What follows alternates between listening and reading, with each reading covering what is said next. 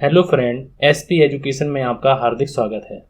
आज की क्लास में हम लोग बात करने वाले हैं बिजनेस ऑर्गेनाइजेशन की बात करने वाले हैं, जिसे हम लोग व्यावसायिक संगठन कहते हैं। व्यावसायिक संगठन में ये हम लोगों की क्लास की अगर हम लोग बात करते हैं तो ये क्लास नंबर हम लोगों की 11 है। अभी तक मैंने आप लोगों को 10 क्लासों में बहुत सी बातें बताई हुई हैं कि व्यावसायिक संगठन क्या होता है, व्यावसायिक संगठन के प्रकार क्या होते हैं, व्यावसायिक संगठन के उद्देश्य क्या होते हैं, व्यावसायिक संगठन में प्रवर्तक क्या होता है और प्रशासन क्या होता है। ये सारी बातें मैंने अभी आज तक आप लोगों को 10 क्लासें हुई हैं, उनको मैंने आप लोगों को 1 बाय 1 अच्छी तरीके से पूरी की पूरी बताने की कोशिश की है।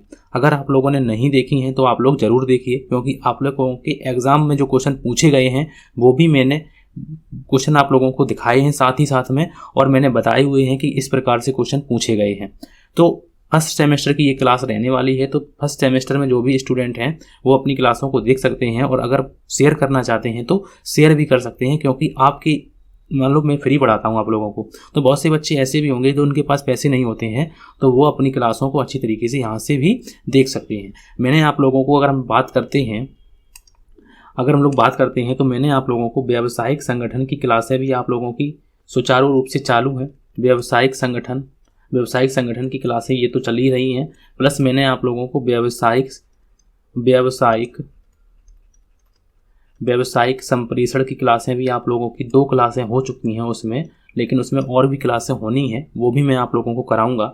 मैंने आप लोगों को व्यावसायिक सांख्यिकी की बात भी कर रहे हैं। व्यावसायिक सांख्यिकी में मैंने आप लोगों को 20 क्लासें लगभग में करवा दी हैं। व्यावसायिक सांख्यिकी जिसे हम लोग स्टैटिस्टिक्स बोलते हैं, स्टैटिस्टिक्स, उसको हम लोगों ने अच्छी तरीके से करा हुआ है। अगर आप लोगों ने नहीं देखी हैं तो उनको ज़रूर देखिए। मैंने ये बिजनेस मतलब कि बीकॉम फर्स्ट सेमेस्टर में ये क्लासें चालू की हैं। अगर हम लोग बात करते हैं फिफ्थ सेमेस्टर की अगर हम लोग बात करते हैं तो मैंने आप लोगों को कॉर्पोरेट अकाउंटिंग की क्लास चालू की है, उसको आप लोग देख लीजिए। बीकॉम थर्ड में अगर हम लोग बात करते हैं तो कॉस्ट अकाउंटिंग की क्लास हम लोगों ने 20 क्लासें लगभग में हो चुकी हैं, और बीकॉम फोर्थ सेमेस्टर की बात करते हैं तो मैंने आप लोगों को इनकम टैक्स की क्लासें 20-22 क्लासें आप लोगों की करवा दी हैं। तो आप लोग चैनल पर विजिट कीजिए, आप लोगों को बहुत सा मटेरियल मिल जाएगा। बीकॉम के संबंधित मैं ऑल सेमेस्टर की क्लासें यहाँ पर करने वाला हूँ और ऑल क्लासें करने वाला हूँ। बहुत ही जल्द आप लोगों को BRF, जिसे हम लोग बिजनेस रेगुलेटरी फ्रेमवर्क बोलते हैं, उसको हम लोग बहुत ही जल्द करने वाले हैं कि कॉन्ट्रैक्ट क्या होते हैं, वैधानिक अवैधानिक कॉन्ट्रैक्ट क्या होते हैं, कॉन्ट्रैक्ट अधिनियम जो होता है उनके बारे में हम लोग बात करने वाले हैं। पूरी BRF की बात करने वाले हैं हम लोग। बहुत ही जल्द आप लोगों को ये भी क्लासें मिलने वाली हैं। और अगर कोई झारखंड TGT PGT या फिर अदर की तैयारी करना चाहता है टीचिंग के एग्ज़ाम की, तो वो भी मैं आप लोगों की कराता हूँ। बस धीरे धीरे करके मैं आप लोगों की अच्छी तरीके से क्लासें अच्छी तरीके से कराने की पूरी कोशिश करता हूँ। अगर आज की क्लास की हम लोग बात करते हैं तो आज की क्लास में हम लोग करने क्या वाले हैं, व्यावसायिक संगठन के प्रारूप को हम लोग करने वाले हैं। व्यावसायिक संगठन के प्रारूप कौन कौन से होते हैं, व्यावसायिक संगठन को पढ़ लिया, उसके बाद व्यावसायिक संगठन के उद्देश्यों को पढ़ लिया, फिर उसके महत्व को पढ़ लिया, फिर उनके MCQ भी पढ़ लिए। व्यावसायिक परिवर्तन क्या होता है, प्रमोशन क्या होता है, प्रवर्तक क्या होते हैं, प्रवर्तक कितने प्रकार के होते हैं, ये सभी मैंने बातें आप लोगों की बता दी हैं। फिर मैंने आप लोगों को आज की क्लास में आप लोगों को बताने वाला हूँ कि व्यावसायिक जो है संगठन के प्रारूप क्या होते हैं, फॉर्म्स ऑफ बिजनेस ऑर्गेनाइजेशन। ये क्लास नंबर हम लोगों की 11 रहने वाली है। तो समय को ना खराब करते हुए मैं सीधे आप लोगों को चलता हूँ लिए कि जो क्वेश्चन करने वाले हैं, जो चीज़ें हम लोग समझने वाले हैं, वो है व्यावसायिक संगठन के प्रारूप। व्यावसायिक संगठन का अर्थ जो है, सबसे पहले हम लोग अर्थ को देखते हैं कि व्यावसायिक संगठन का अर्थ क्या होता है, इनको हम लोग देखते हैं। सबसे पहले लिखा हुआ है कि स्वामित्व ओनरशिप या फिर कानून की दृष्टि से किसी व्यावसायिक संस्था के स्वरूप को ही उसका प्रारूप कहते हैं। मतलब अगर कोई व्यक्ति है, उसका एक स्ट्रक्चर होता है, इस प्रकार से उसके 2 हाथ 2 पैर होते हैं, तो वो उसका क्या होता है, स्वरूप होता है, वो उसका आकार प्रकार इस प्रकार से। कोई व्यक्ति लंबा होता है, कोई व्यक्ति छोटा होता है, तो इस प्रकार से उसका स्वरूप होता है। तो यहाँ पर व्यवसाय का भी स्वरूप कैसा हुआ है कि स्वामित्व एवं कानून की दृष्टि से व्यावसायिक संस्था को के स्वरूप को ही उसका प्रारूप कहते हैं। कुछ संस्थाएं ऐसी होती हैं जो बृहद आकार की होती हैं, कुछ संस्थाएं बड़े आकार की होती हैं, और कुछ संस्थाएं मध्यम आकार की होती हैं, तथा कुछ संस्थाएं अति लघु आकार की होती हैं, अत्यंत लघु आकार की होती हैं। इसी प्रकार हम लोग यहाँ पे बात कही गई है कि कुछ संस्थाएं ऐसी होती हैं जो बृहद आकार मतलब कि बड़े साइज की होती हैं, कुछ संस्थाएं ऐसी होती हैं जो मध्यम आकार की होती हैं, और कुछ संस्थाएं ऐसी होती हैं जो बिल्कुल छोटे आकार की होती हैं, उन्हें अत्यंत लघु आकार भी कहते हैं। इसी प्रकार यहाँ पर कहा गया है कि इसी प्रकार कुछ का स्वामी जो होता है वो एक व्यक्ति होता है। बहुत सी संस्थाएं ऐसी होती हैं जिनका स्वामी एक व्यक्ति होता है, बहुत सी संस्थाएं ऐसी होती हैं जिनका स्वामी एक से अधिक लोग होते हैं। तो बहुत सी संस्थाएं यहाँ पर लिखा हुआ है कि कुछ संस्थाएं, कुछ व्यवसाय, कुछ प्रकार का जो स्वामी होते हैं, कुछ जो है, इसी प्रकार कुछ का स्वामी जो है वो एक व्यक्ति होता है, एक ही व्यक्ति होता है, और कुछ में अनेक व्यक्ति होते हैं। मतलब जो स्वामी होते हैं वो कुछ व्यवसायों में तो ऐसा होता है कि एक ही व्यक्ति होता है, और कुछ व्यवसायों में ऐसा होता है कि अनेक व्यक्ति मालिक होते हैं। कुछ में वैधानिक नियंत्रण नाम मात्र का ही होता है, कुछ में जो वैधानिक नियंत्रण होता है वो नाम मात्र का ही होता है, और कुछ में अत्यंत प्राचीन काल में व्यावसायिक, कुछ में अगर हम लोग बात करते हैं अत्यंत प्राचीन काल में, मतलब कि आज से हम लोग आज के वर्तमान को कहते हैं, आधुनिक युग को कहते हैं, लेकिन प्राचीन समय की अगर हम लोग बात करते हैं तो प्राचीन समय में व्यावसायिक संगठन का जो प्रारूप था वो अत्यंत सरल था। सरल क्यों था? क्योंकि लोग सीमित थे और क्षेत्र जो था वो व्यवसाय का वो क्षेत्र भी सीमित था। ठीक है, तो अत्यंत सरल था क्योंकि उसका संपूर्ण उत्तरदायित्व किसी एक व्यक्ति पर केंद्रित था। अब जब व्यवसाय का जो स्वरूप होगा वो सरल होगा, अत्यंत कम क्षेत्र में हमें काम करना पड़ेगा, तो उसका एक मालिक होगा। ठीक है, और वो जो उसी मालिक पर सारी बातें हमारी डिपेंडेंट होंगी, उसी मालिक पर सारी बातें डिपेंडेंट होंगी, तो इसे कहते हैं एक व्यक्ति पर ही केंद्रित होती थी। प्राय व्यवसाय का स्वामी ही उसका कर्ता धर्ता होता था। जो व्यवसाय का स्वामी होता था, पहले के ज़माने की बात करते हैं तो व्यवसाय का जो स्वामी होता था वही सारा का सारा काम देखता था, वही उसका कर्ता धर्ता होता था, वही व्यक्ति व्यवसाय के लिए आवश्यक पूंजी भी जुटाता था, जो पैसा चाहिए वो भी उसे जुटाना था, और स्वयं ही उसका संचालन भी करता था। व्यापार का जो क्षेत्र था वो सीमित था तथा आकार जो था वो संकुचित था। आज के आकार में बृहद हो गया है, लेकिन पहले के ज़माने की बात करते हैं तो व्यापार का क्षेत्र कैसा था? सीमित था। जो संचालन करता था तो वही व्यक्ति उसका स्वामी होता था, उसी को पूंजी भी जुटानी हो रही थी, और वही, मतलब ये सिंपल सी बात ये है कि वही व्यक्ति सारा का सारा काम देखता था, इसीलिए उसे सारे के सारे स्वामी का उसे क्या कहते थे? व्यवसाय का कर्ता धर्ता कहते थे। उत्पादन का पैमाना भी आवश्यकताओं के अनुरूप छोटा था। जो उत्पादन का जो पैमाना था, मतलब कि उत्पादन जो प्रोडक्शन करते थे वो भी हम लोगों को छोटा होता था, क्योंकि आवश्यकताओं के अनुरूप हम लोग कार्य करते थे। आवश्यकताएं सीमित थी, क्योंकि आज के युग में अगर हम लोग बात करते हैं तो ऑनलाइन मार्केट में बहुत से राष्ट्रीय मार्केट बाजार में हम लोग प्रतिस्पर्धा का युग देखने को मिलता है। आज के युग की बात ना करते हुए हम लोग जो प्राचीन काल में बीता हुआ है उसकी हम लोग बात कर रहे हैं। तो उत्पादन का जो पैमाना था वो भी आवश्यकताओं के अनुरूप छोटा था। सरकारी नियंत्रण, वैधानिक निगम, राजनीतिक हस्तक्षेप और आर्थिक उतार चढ़ाव एवं सामाजिक घटकों का व्यवसाय पर कोई प्रभाव नहीं पड़ता था। मतलब कि जो इन चीज़ों का जो है, जैसे आज की सरकारी नीतियां, अगर सरकार अपनी नीतियों में परिवर्तन कर दे तो उसमें व्यवसाय पर जरूर इफेक्ट पड़ता है, लेकिन प्राचीन काल में ऐसा नहीं था। सरकारी नियंत्रण हो, वैधानिक निगम हो, या फिर राजनीतिक हस्तक्षेप हो, या फिर आर्थिक उतार चढ़ाव हो, सामाजिक घटकों पर व्यवसाय का कोई प्रभाव नहीं पड़ता था। उसका रीजन यही था क्योंकि व्यवसाय का क्षेत्र सीमित था। किंतु कालांतर में आज के युग में विशेषता औद्योगिक क्रांति के बाद धीरे धीरे करके, मतलब कि कालांतर में उसके बाद जो है विशेषता औद्योगिक क्रांति के बाद ज्ञान, विज्ञान, प्रौद्योगिकी में विकास के साथ साथ व्यवसाय का स्वरूप भी बदलता गया। आज लघु व्यवसाय के साथ साथ बहुराष्ट्रीय एवं विशालकाय निगमों के दर्शन होते हैं। व्यावसायिक संगठन के स्वरूप में एक क्रांति सी आ गई है। प्राचीन काल में अगर आदमी कहता था कि प्राचीन काल में जो क्षेत्र था वो व्यवसाय था वो अत्यंत सीमित क्षेत्र में था, संकुचित था, उसका जो केंद्रित था एक व्यक्ति पर केंद्रित था, वही व्यक्ति उसका कर्ता धर्ता होता था। लेकिन आज के युग में औद्योगिक क्रांति के बाद क्या हुआ? ज्ञान, विज्ञान और प्रौद्योगिकी में विकास के साथ साथ व्यवसाय के स्वरूप में भी परिवर्तन हुआ और परिवर्तन को देखते हुए आज के युग में हमें बहुत सी बहुराष्ट्रीय कंपनियां भी देखने को मिलती हैं और बहुत से विशालकाय निगम भी देखने को मिलते हैं। और यही जो है वो व्यावसायिक संगठन के प्रारूप जो है वो स्वरूप एक क्रांति सी आ गई है। तो इतनी बातें मैंने आप लोगों को बताई, तो वो बात आप लोगों को क्लियर है? तो आप लोग बताइए, अच्छी तरीके से आप लोगों को क्लियर होगी, क्योंकि मैंने आप लोगों को पूरा जो सेंटेंस लिखा हुआ, पूरा जो पैसेज लिखा हुआ वो मैंने आप लोगों को अच्छी तरीके से बताने की कोशिश की है कि व्यवसाय संगठन के प्रारूप में कि इसका अर्थ क्या होता है। अर्थ आप लोगों को मालूम होना चाहिए और किस प्रकार से क्वेश्चन पूछे गए हैं वो भी मैं आप लोगों को अभी दिखाने वाला हूँ कि किस प्रकार से क्वेश्चन यहाँ पर पूछे गए हैं।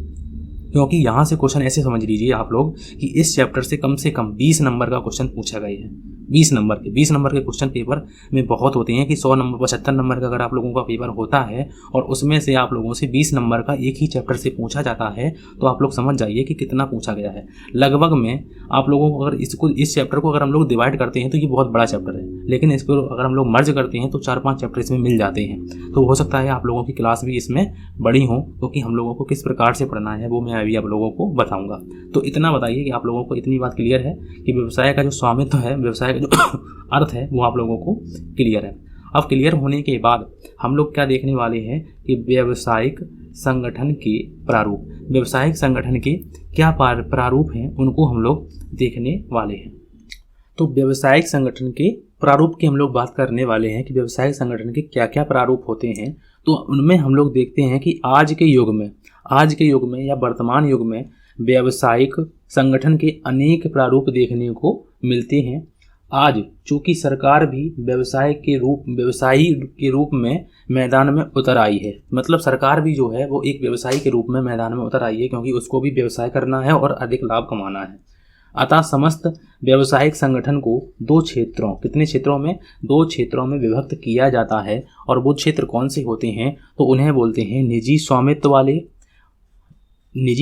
वाले व्यावसायिक संगठन और सार्वजनिक स्वामित्व वाले व्यावसायिक संगठन। सार्वजनिक को हम लोग क्या बोलते हैं, सरकारी क्षेत्र के व्यावसायिक संगठन भी बोल सकते हैं। तो वो हम लोगों को अच्छी तरीके से देखने हैं कि निजी स्वामित्व वाले व्यावसायिक संगठन जो है उन्हें क्यों क्या कहते हैं, उन्हें कितने भागों में बांटते हैं, तो उनको हम लोग देखते हैं। तो सबसे पहले यहाँ पर लिखा हुआ है कि निजी स्वामित्व वाले व्यावसायिक संगठन। निजी स्वामित्व वाले व्यावसायिक संगठन क्या होते हैं, तो उनमें हम लोग थोड़ी सी बातें मैं आप लोगों के लिए लिखना चाहता हूँ, क्योंकि यहाँ पर मैंने थोड़ा सा टाइपिंग एरर भी है, जिससे मैं आप लोगों को यहाँ पे लिख देता हूँ, कोई दिक्कत नहीं होगी। यहाँ पर लिखा हुआ है कि निजी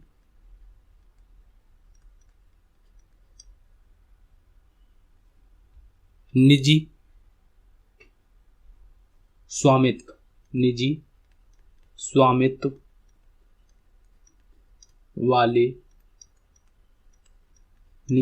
वाले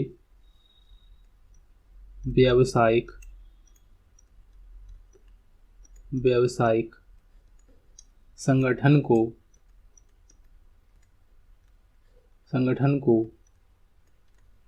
दो भागों में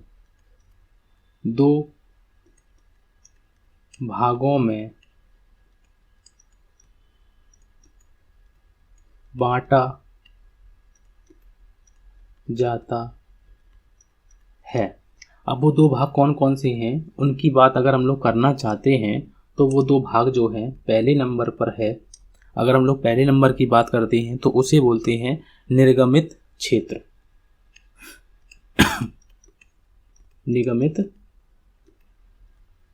निगमित क्षेत्र।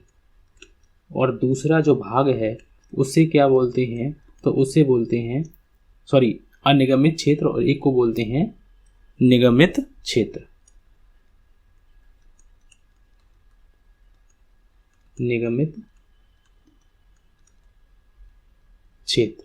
ठीक है। तो पहले को क्या बोलते हैं, चाहे पहले को या दूसरे को बात करें तो ऊपर नीचे से कोई दिक्कत नहीं है। पहले को बोलते हैं अनिर्गमित क्षेत्र और दूसरे को बोलते हैं निगमित क्षेत्र। ठीक है, उन्हें क्या बोलते हैं, निगमित बोलते हैं।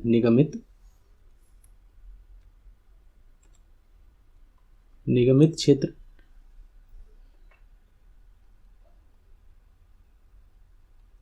निगमित क्षेत्र और एक को बोलते हैं अनिगमित क्षेत्र। अब इनको हम लोग देखने वाले हैं, लेकिन यहाँ से क्वेश्चन नहीं पूछे जाते हैं कि निजी स्वामित्व वाले संगठनों को दो भागों में बांटा जाता है, निगमित क्षेत्र और अनिगमित क्षेत्र। लेकिन उन भागों में हम लोग किन किन को पढ़ने वाले हैं, तो सबसे पहले हम लोग ध्यान से रखिए कि निजी स्वामित्व वाले जो संगठन होते हैं उनमें हम लोगों को एकाकी स्वामित्व को पढ़ना होगा, जिसे हम लोग सोल प्रोपराइटरशिप बोलते हैं।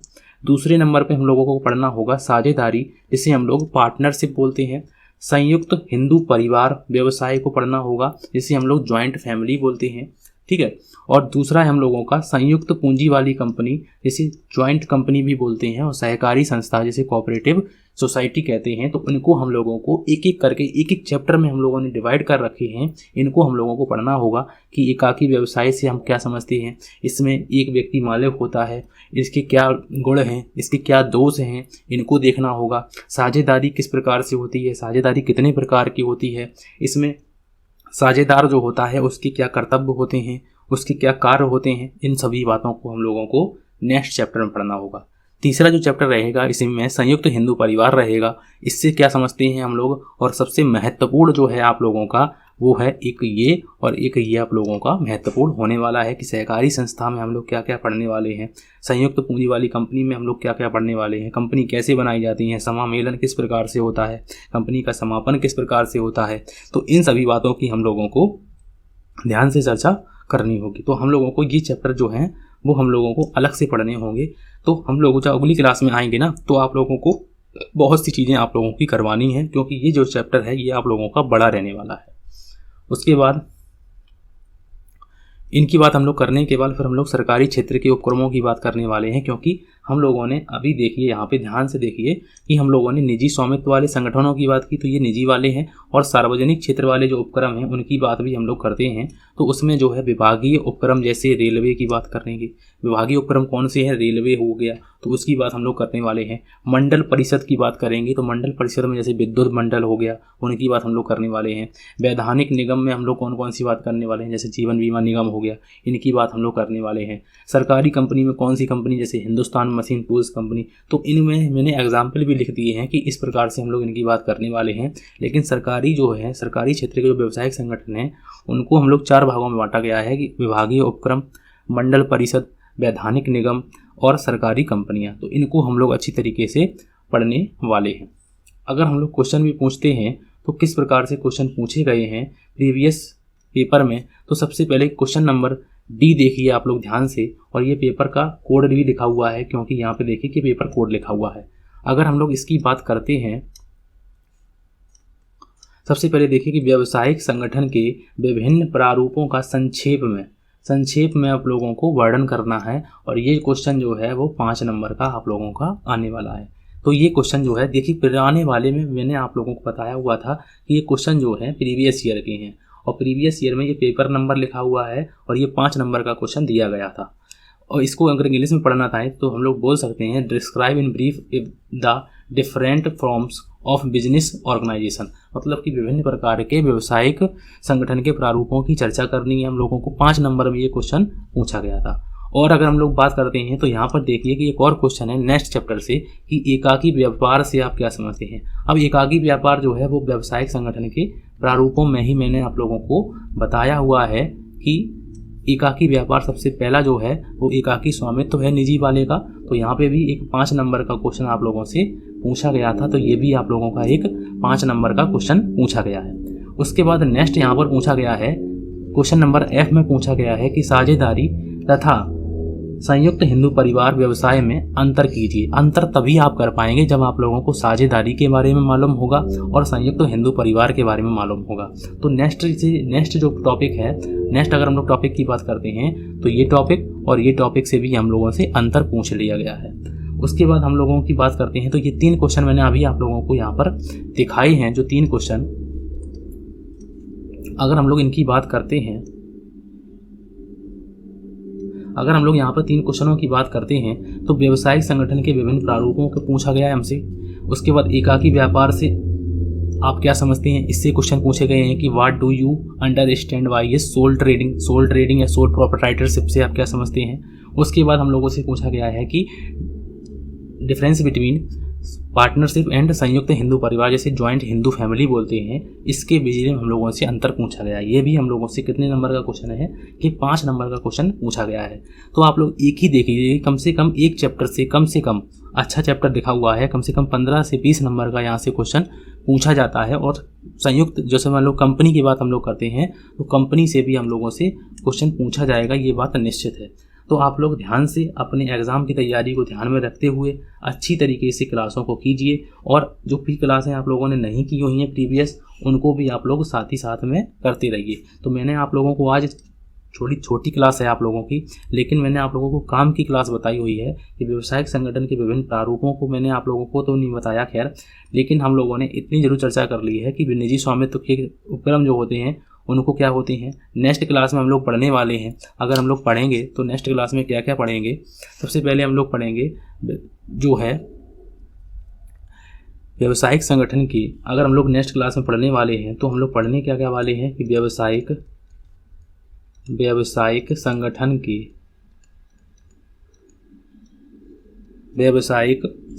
की प्रारूप